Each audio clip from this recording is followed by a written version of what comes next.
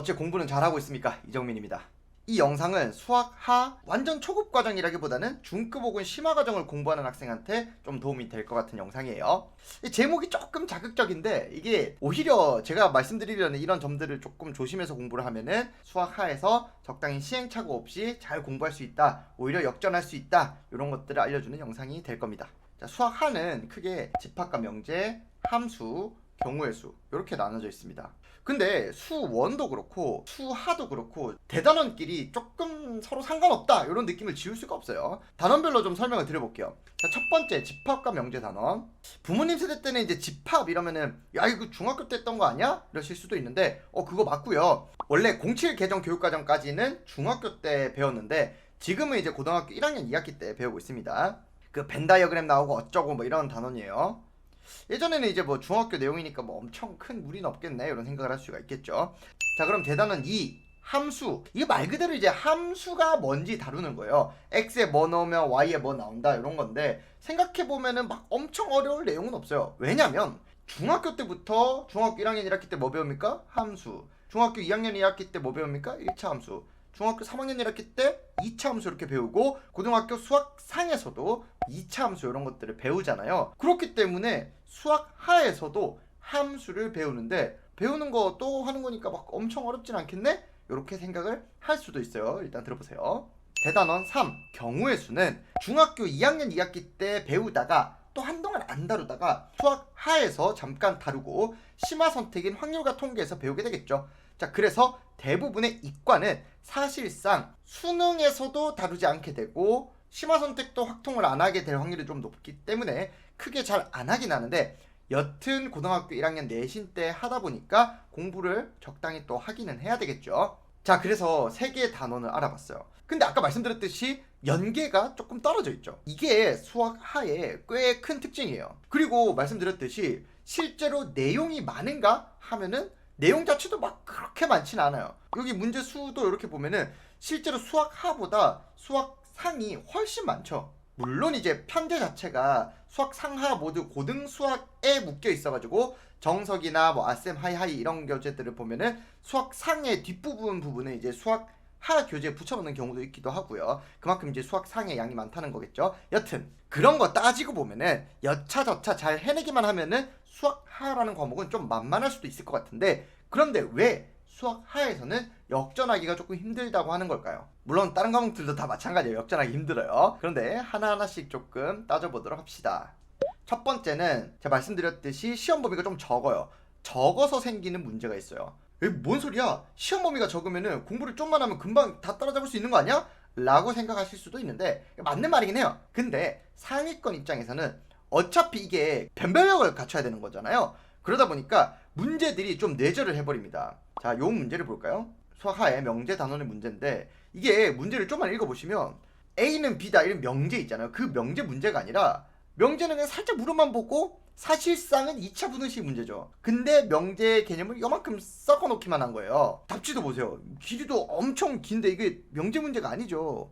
그러면 생각해 봅시다. 수학하 심화 과정을 할 때 명제를 공부를 해야 되잖아요. 근데 실제로 출제되는 내용이 명제가 아니라 막 다른 단원 내용들을 막 섞어서 내. 아니 그러면 명제를 열심히 공부한다고 명제 문제를 맞출 수 있습니까? 뭔가 그게 아닌 것처럼 되어버리잖아요. 그래서 평소 실력이 적당히 갖춰져 있는 애들이 조금 더 유리한 포지셔닝이 좀 있습니다.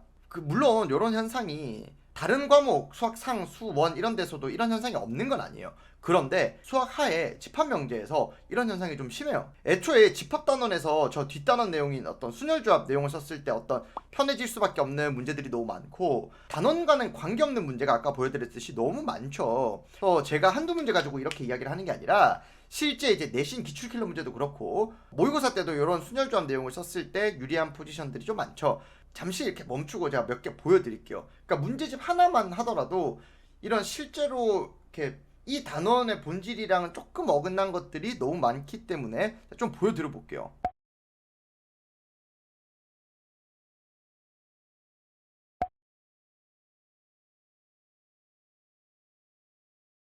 자, 그 다음에 두 번째 선행과 KMO 의존도가 높은 단원들이 존재한다. 아까 이야기했던 시험 범위 이슈랑 좀 비슷한 내용이긴 해요. 그러니까 시험 범위가 적다 보니까 문제 난이도가 엄청 올라가고 엄청 올라가다 보니까 다른 선행 내용을 끌어오거나 KMO를 했을 때 유리할 수밖에 없는 내용들이 종종 존재하게 됩니다. 특히 명제단원의 절대부등식이나 아니면 제일 마지막 경우의 수의 순열조합 같은 내용들은 이제 KMO에서 한 단원 자체를 차지하고 있죠. 그래서 이거를 중학교 때 KMO를 하면서 공부를 했던 애들은 현역 고1 애들이 어떻게 비벼도 이길 수가 없게 됩니다. 그리고 함수 단원의 경우에는 당연히 함수를 많이 다룬 학생들이 유리하겠죠. 그런데 생각해 봅시다. 수학 1에 삼각 함수 있죠. 지수로그 함수 있죠. 수학 2는 대놓고 다항 함수의 미적분을 배우고 미적분에서는 초월 함수의 미적분을 배우잖아요. 그러니까 굉장히 다양한 함수의 형태들을 많이 다룬 학생이 당연히 유리할 수밖에 없다. 아니 뭐 당연한 거예요. 이거는 함수 단원에서 함수를 잘하면 유리한 거 당연하지 않습니까? 근데 고등학교 이후에 다뤄야 되는 내용들이 넓게 보면 함수 단원이니까 물론 수학하가 어려운 다양한 이유들이 있겠지만 제가 생각할 때 이렇게 두 가지 문제가 조금 큰 것 같습니다. 자, 오케이. 수학하에서 이런 부분에 있어서 상위권으로 올라가기가 힘든 건 알겠어. 그러면 내가 이제 여기서 상위권 올라가고 싶은데 어떻게 해야 되냐 말이냐.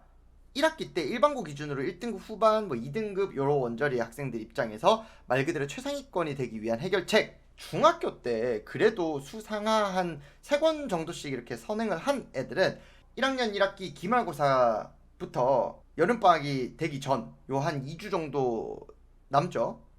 요 2, 3주 동안에 마플 교과서랑 내신 고쟁이를 해버리고 그 다음에 여름방학이 딱 시작되고 나서부터는 블랙라벨, 플래티넘, 마더턴 검정색 요렇게 3권 정도를 풀어주시면 됩니다. 그러면은 1학기 기말고사 끝나고 마플 교과서 내신 고쟁이에서 개념 플러스 중급 문제를 잡고 그 다음에 심화 문제, 기출 문제, 기출 변형 문제 요 정도가 해결이 다 된 상태에서 2학기를 맞이하시면 되는 거예요. 요 방법이 일단 현실적으로 굉장히 큰 부분을 차지하게 될 겁니다. 자, 방금 요 커리큘럼을 잘 기억해 놓고 해내야, 물론 빡셀 거예요. 해내야 그 다음에 어쩌고 저쩌고들을 할 수가 있을 거예요. 물론 최상위권들은 방금 언급했던 요런 커리큘럼들을 하고 수 1, 2 미적 중에서 한 과목 정도를 골라가지고 선행을 또 돌리고 있을 거예요. 근데 반대로 말하면 중상위권들, 그러니까 뭐 1등급 후반, 2등급, 3등급권 애들이 최상위권이랑 공부량을 그나마, 그러니까 수학 하에서라도 공부량 자체를 그나마 비슷하게 이렇게 맞출 수 있다는 장점은 있어요. 그러니까 전체 수학 공부 총량이나 어떤 공부의 어떤 효율성 이런 데서는 이기기가 엄청 힘들 거니까 일단은 수학 하에서 비등비등하게라도 조금 해봐야죠. 그렇죠? 자, 그리고 또 추가적인 팁들을 이렇게 말씀을 드릴 텐데 학원이나 과외에서 함께 익히면 좋은 내용들입니다. 이제 캡처해 두시면 좀 좋을 것 같아요. 말씀을 드릴게요. 자, 내신 고쟁이랑 주요 기출 문제를 좀 잘 익히는 게 좋을 것 같고요. 그다음에 집합단원에서는 대칭차 집합이나 멱집합 같은 어떤 여러 가지 종류의 집합이나 새롭게 정의 내린 집합들, 뭐 집합 문제들 같은 경우에는 이제 경찰대 기출까지도 잘 공부를 해주세요. 특징적인 문제가 많기 때문에.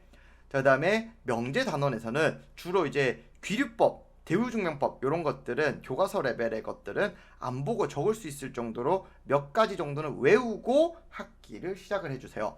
그 다음에 절대부등식에서 3개짜리 CBS 부등식, 산술기압 조합평균, 네스빗 부등식 정도까지는 알아두고 가도록 합시다.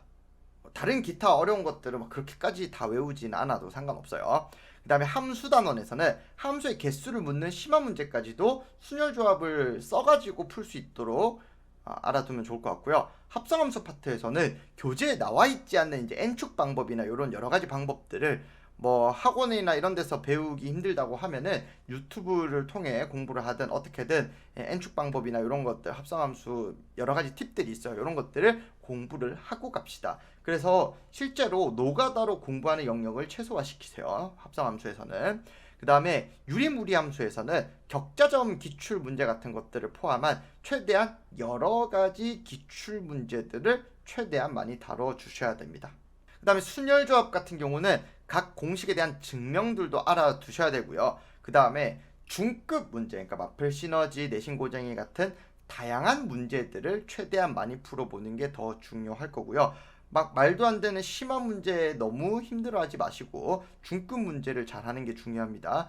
그 다음에 심한 문제는 너무 이상한 문제보다는 차라리 기출 킬러를 공부를 해주세요. 그러니까 사물함 문제, 교탁 문제 이런 식으로 이렇게 자이스토리에 1등급 어쩌고 하는 그런 문제들 있잖아요. 이런 문제들까지도 공부를 해서 학기를 시작을 했으면 좋겠습니다. 자, 그 다음에 이제 중상위권들이 최상위권으로 올라가기 위해서는 몇몇 서술형 킬러 문제들은 따로 공부를 해가지고 가능하면 이제 학원쌤이나 이렇게 자기가 쓴 거를 첨삭을 좀 받아보도록 하세요. 만약에 첨삭을 해줄 만한 곳이 없으면은 영상 설명란에 실제 학생들의 서술형과 그 첨삭을 올려주기도 할 거고요. 아니면은 유료로 저희 선생님한테 첨삭을 뭐 일회성으로나마 부탁을 해보는 것도 좀 좋을 것 같습니다. 자, 그러면 2학기 때도 다들 파이팅 하시기 바랍니다. 파이팅!